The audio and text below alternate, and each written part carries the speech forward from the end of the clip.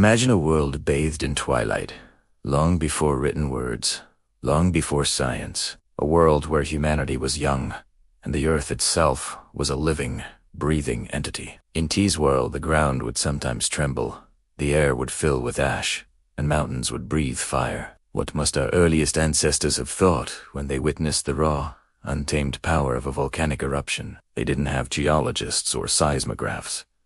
They had stories. They had myths. They had gods. Today, we're journeying back in time to become the first volcano witnesses. We'll explore how prehistoric people, from the windswept plains of Africa to the sun-drenched islands of the Pacific, looked at these mountains of fire and saw not just rock and magma, but the very voices of their deities. This is the story of how volcanoes shaped our oldest beliefs and gave birth to legends that echo to this day. Let's start our journey in East Africa's Great Rift Valley, the cradle of humanity. Here, ancient hominins lived under the shadow of active volcanoes for millennia. Imagine a small clan, huddled together as a distant peak, one they saw every day, suddenly roars to life.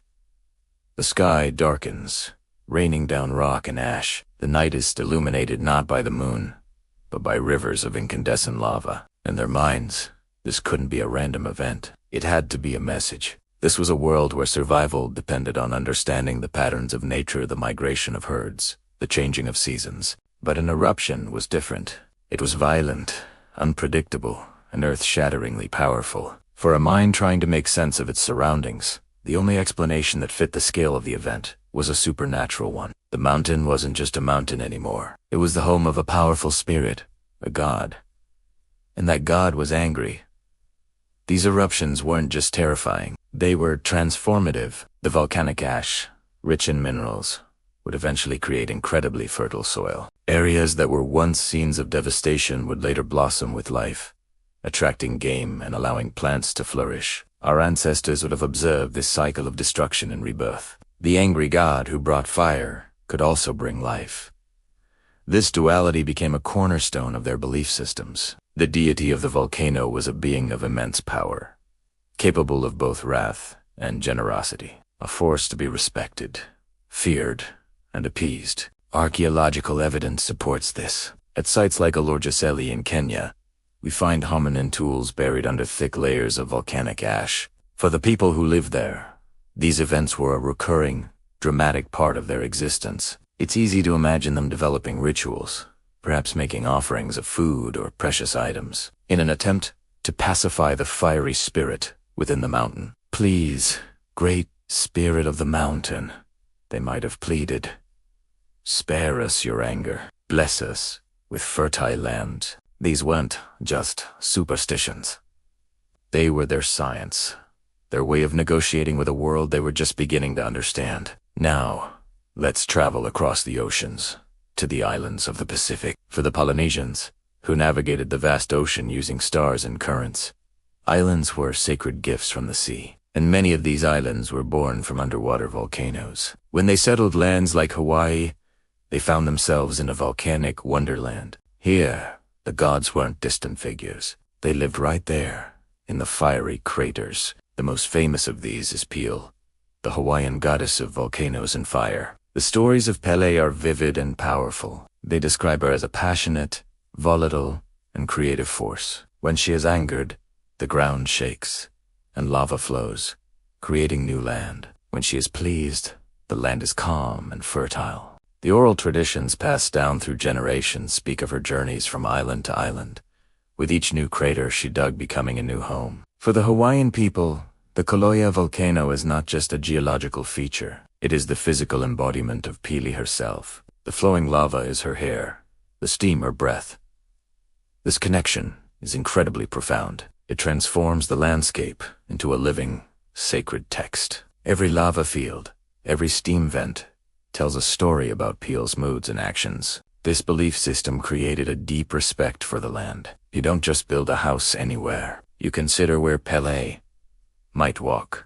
It is a beautiful example of how mythology can foster a sustainable and respectful relationship with a dynamic environment. The eruptions weren't seen as purely destructive. They were creative acts, part of the ongoing process of the world's formation. guided by a divine hand. Let's move to another part of the world, to the Mediterranean and the ancient Minoan civilization on the island of Crete. Around 1600 BCE, the volcano on the nearby island of Thera, now known as Santorini, erupted in one of the largest explosions in human history. The eruption triggered massive tsunamis, blanketed the region in ash, and likely caused a dramatic climate shift. For the sophisticated Minoans, a thriving maritime culture, this event would have been apocalyptic. Imagine their bustling port cities, suddenly inundated by a towering wave, their crops covered in a thick layer of suffocating ash, the sun blotted out for days. It is no wonder that many historians believe this single event contributed to the decline of the Minoan civilization, and it is very likely that this cataclysmic eruption became embedded in the collective memory of the ancient world. Some scholars even speculate that the memory of Thera passed down through generations could be the historical basis for Plato's story of Atlantisa, powerful island civilization that vanished into the sea in a single day and night of misfortune. Whether it's true or not, it shows how a real geological event could ripple through time, transforming into a legendary tale of a lost world, a cautionary story about the hubris of humanity and the overwhelming power of nature or the gods. The voice of the Thera volcano may have spoken of doom, and its echo became the legend of a civilization swallowed by the sea. From Africa to the Pacific to the Mediterranean, a clear pattern emerges. Our ancestors didn't see volcanoes as mindless geological processes. They saw them as living entities, as the homes of powerful gods, as direct channels of communication between the earthly and the divine. The fire-breathing mountain was a creator and a destroyer, a source of terror and a giver of life. Its voice, spoken in rumbles and roars, shaped the very foundations of human spirituality. These myths were humanity's first attempt at a grand unified theory, a way to explain the most awesome and terrifying forces on our planet. They were stories of caution, of respect, and of the eternal cycle of destruction and renewal. They taught people how to live in a world that was, and still is, constantly changing under our feet. Today, we have the tools of science to understand the plate tectonics and magma chambers that drive these fiery mountains. We can forecast eruptions with increasing accuracy and understand the chemical composition of lava. But when we watch a volcano erupt, it's hard not to feel a sense of awe, of wonder,